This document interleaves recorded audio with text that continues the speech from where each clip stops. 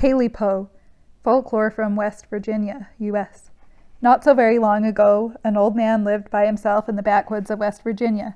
He had a log cabin with a single room that held a stove, a bed, a table, a chair, and a big open fireplace built of fieldstone.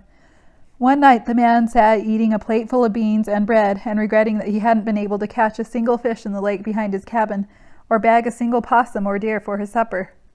He was startled to look across the table and see the strangest creature he had ever seen, sitting on its haunches in the far corner of the room, staring at him.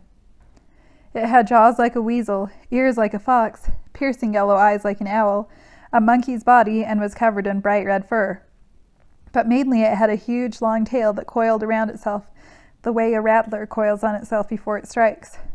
"What the?" cried the man. "How did you get in here?" He grabbed his carving knife from beside the loaf of bread and went after the animal. The thing gave a screech like nothing the man had heard before, and then it scrambled out through a chink between two of the cabin's logs. But it wasn't quick enough. With a single slice, the man cut the creature's tail off, while the rest of the animal scampered away to the woods. The man walked back to the table and stretched out the tail, marveling at its length.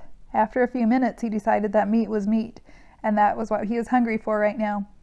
So he cooked up that tail, found it tasted a little like rabbit, and ate it in one sitting. After that, he plugged up the hole between the logs, went to bed, and soon was fast asleep. He hadn't been asleep very long when he heard something scratching at the door, just like a cat. Pretty soon he heard it call, "Tailypo, Tailypo, give me back my Tailypo." Oh my God. Now he had 3 dogs that slept under the house. He whistled for them, and they came charging out and chased the creature into the woods. But only 2 of his dogs came back. And when the man saw this, he cursed a blue streak.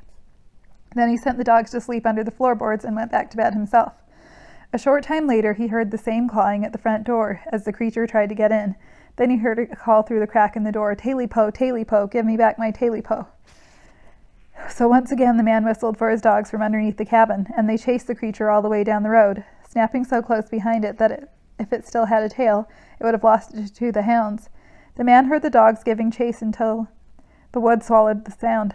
But a little later, only 1 dog had returned. And again the man cursed loudly. This time he had his remaining dogs sleep at the foot of his bed.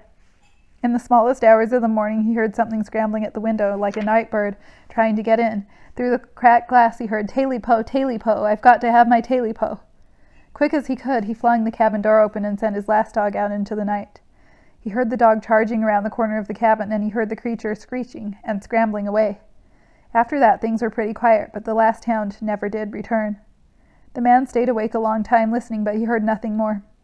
Finally, just before dawn, he fell asleep, but he woke a few minutes later, and he was sure he heard something in his room. He looked over in the far corner and saw the patch he put over the hole was gone. Then he heard something scrambling up the foot of his bed. A minute later, he saw a fox's ears, a weasel's jaws, and 2 huge yellow eyes, just like an owl's, looking at him. He tried calling for his dogs, but they were gone. He was too frightened to climb out of his bed. He just kept staring while the red, monkey-like creature crept closer and said, "Tailypo, Tailypo, give me back my Tailypo." But the man stuttered, "I haven't got your Tailypo." Then the horrible creature, which was by then sitting on the man's knees, snarled and said, "Oh, yes, you have!" And it jumped on the man's chest and scratched him to pieces. There are those who say that the creature got its Tailypo back, and some who say it didn't. But the fact is, that old man and his dogs were never seen again in West Virginia or anywhere else. I love folklore because it always seems to tell a lesson, like don't mess with dangerous creatures, unknown, what is the word for it? Cryptozoology. Yeah.